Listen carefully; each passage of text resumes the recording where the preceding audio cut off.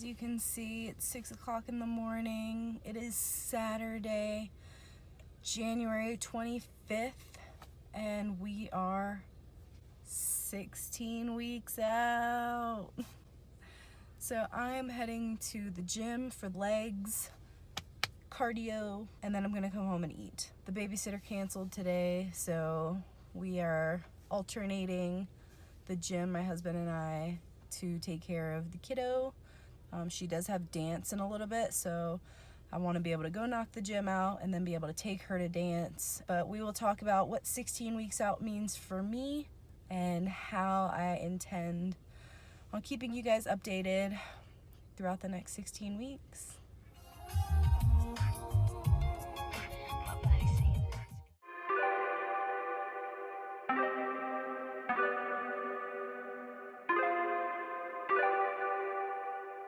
Alright people, so we knocked out cardio, we knocked out legs. It was amazing. We got some abs in, and I didn't kill anybody because there were some people in there that were really annoying me and my headphones died, and I'm like, just shut the F up and train.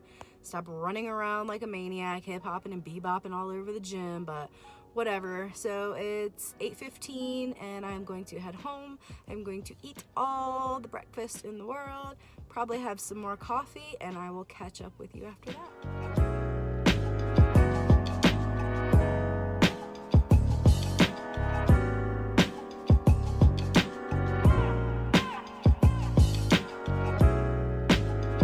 Y'all, he legit thinks he's still a lap dog.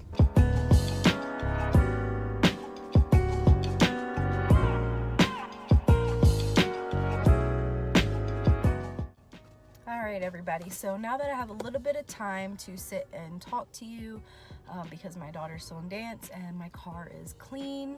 So we are 16 weeks out, and although I've been not necessarily prepping, I've been prepping for prep the past 4 weeks now. So pretty much the last week of December I started doing cleaner dieting, more consistent cardio, and now we are getting into longer cardio. Diet's still the same, but the mindset behind getting each meal in, getting each cardio session in, which are really the two most important things for me, is through the roof. Like, we cannot make any mistakes. We cannot miss a minute, an ounce, a gram, a grain, nothing. It has to be on point. And the reason why I say that is because I don't have to build much muscle. And when you're in prep, you shouldn't be trying to build anything anyway. That's what your off season is for, your improvement season, as most people want to call it. So I have a very dense, muscular build. I have been lifting for quite some years now. I used to put up very, very heavy weight. I was not always this muscular.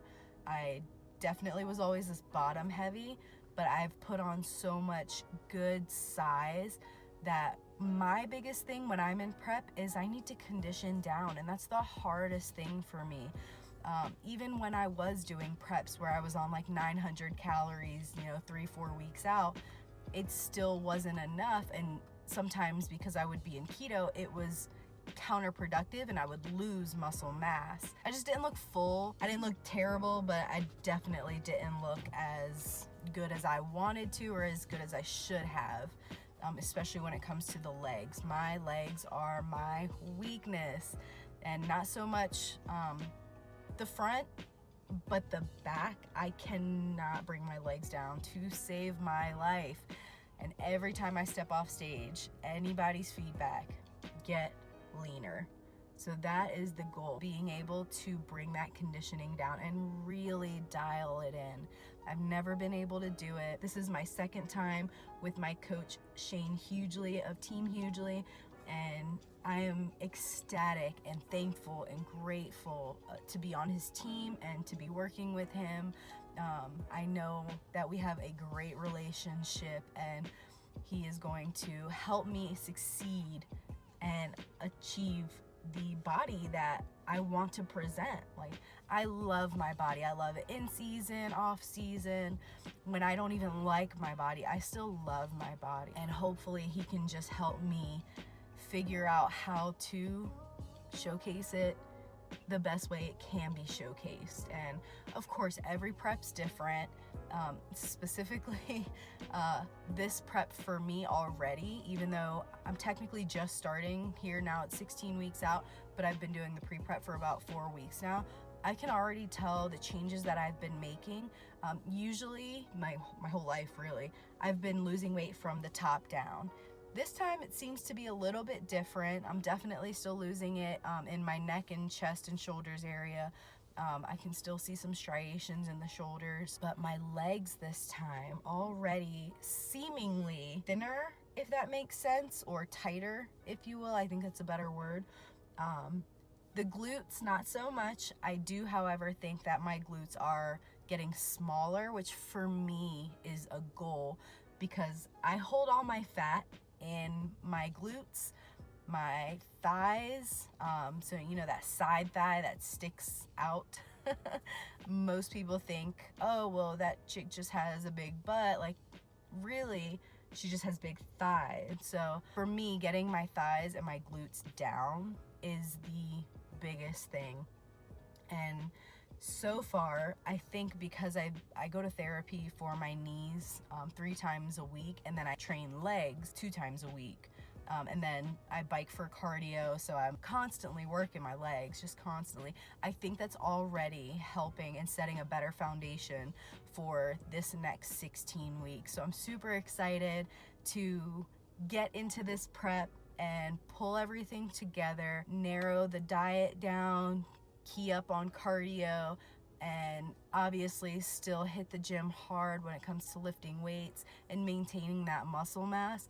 But the real goal for me is to just condition down. I'm currently, I would say, like 161 maybe. I don't typically weigh myself. I will just to see where I'm at, because last year, so I was 154 before I started prep, and then I do the pre-prep thing, so got down to 150, which is where I started my prep.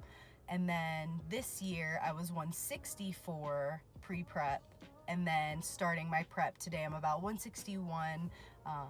To be honest, that was before a poop, so it could be 160, who knows. The other thing that I do and kind of don't really need to do is I measure myself about every month to see if I'm making any significant size difference when it comes to my target areas are above my knees, my thighs, my hips, and my waist. Those are like the 4 main places that I look for changes when it comes to inches or even, centimeters, to see how I look and then see if that correlates with if I'm losing inches or not. Now, my waist, everybody always talks about this. I have a 28-inch waist, just walking around off season, kind of eating whatever I want here and there, moderately on plan. So to me, that's big. I'm also only 5'3.5". So I'm not that tall. So for me, it kind of makes me look a little bit wider than it would on someone who was 5'8". But when I get into prep and start losing inches, it all comes right off my waist. And that's strictly because the diet and my genetics. My waist can get down to a 22-inch waist is what I measured my last prep at. And then I'm currently sitting at, this morning I measured 27. So the last 4 weeks that I've been working out, I managed to knock off an inch. And theoretically, probably more, if I lose about 1/4 of an inch on my waist each week, that would bring me down to a 23-inch waist. When it comes to what I do to help that, it's really just diet. I don't know, it's just how it is for me. So my lat and shoulder spread, that also helps create that illusion of that teeny tiny waist. Because honestly, just standing normal, you wouldn't think that my waist was that tiny until I open up. And then also my hips are way larger than I'd like them to be. That also helps create that hourglass shape. So big lats, small waist, bigger hips. That for me is more genetics than anything, but also I trained the heck out of my back when I first started training, so that helped a lot too. Now, when we look at what I intend to do over the next 16 weeks, obviously I want to bring my best conditioning to the stage, but I also want to maintain my health. I've gone through preps where my health was atrocious. I was so sick for some preps, not knowing like what was going on with me. And as you prep and prep and prep and prep, you start figuring out what does and doesn't work for you, how your body responds to certain things. And I'm in a good place right now to be able to watch for key factors that might start tipping me off to maybe not doing so well. So I plan on keeping you guys updated on how I'm doing, how my body looks, and what is and isn't working for me specifically, which could help you. So if you want to continue watching, I will take you guys through a posing practice session. If you have any questions, like and subscribe so that you can continue seeing how prep goes for me, but also so that you can get some ideas of what it could look like for you. So I was just checking my email and I got accepted to the college that I've been applying for. My application's been in review for, gosh, like over a month now. And they finally sent me the confirmation email and I can start classes soon. So I'm super grateful and thankful, and y'all just pray for me because I haven't been in school in like, I don't know, 3 years maybe. So send a prayer up for me. So I'm super excited and happy, and I just wanted to share that with you guys. So, woo!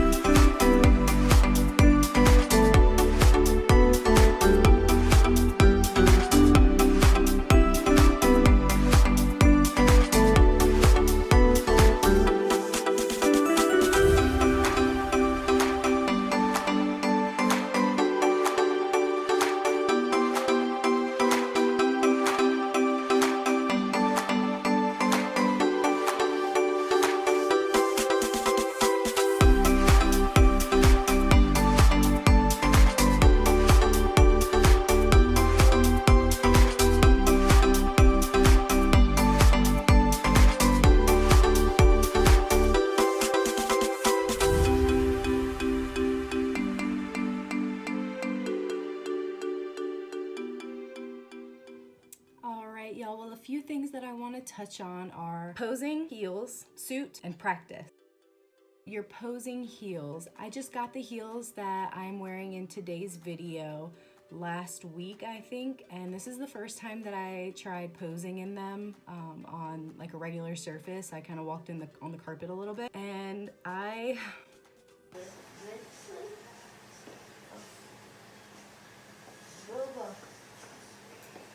oh my god, I cannot walk in these. Yeah, so that's what happens when you don't practice in your heels. So make sure you practice in your heels that you are going to be wearing on stage. You don't necessarily want to wear them out, so if you do have an older pair that you just want to do some quarter turns in, fine. But when you're doing your routine, practicing walking, practice in your heels, because it's going to make a huge difference. If I would have done that on stage, I would have honestly just left. I would have just walked right out of the arena. Bye. I'm not doing this today. Also, your posing suit. So a lot of girls will start off in just a regular bikini, and that is perfectly fine. But if you can afford it, and if you have a little bit of extra desire to do this maybe in the long run, I highly, highly, highly suggest investing in a posing suit. I've had that posing suit about 2 years now, and it works great for me.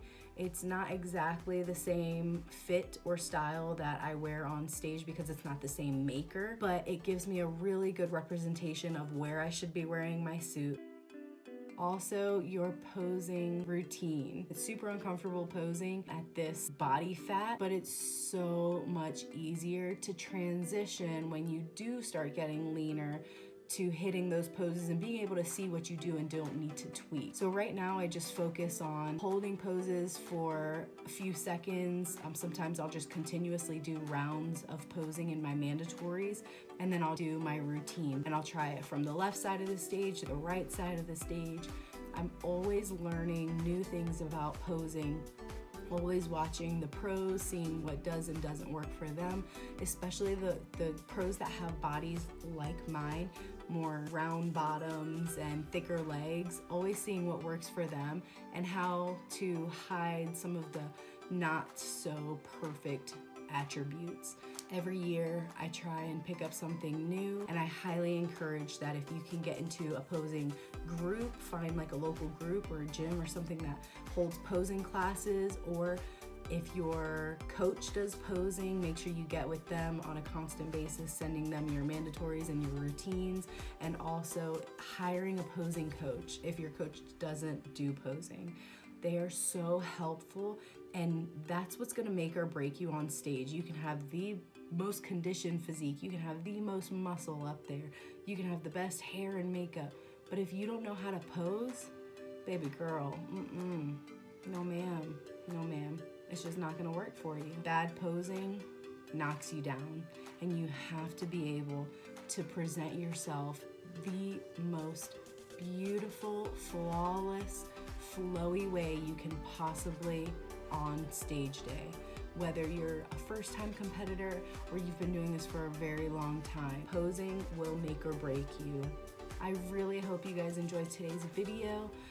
I will be keeping you updated weekly with how prep is going along, if anything's changing or not changing, because sometimes that happens. But for the most part, I can't thank you enough for liking and subscribing to these videos. If you want to see more, let me know down in the comments what you do or don't want to see more of.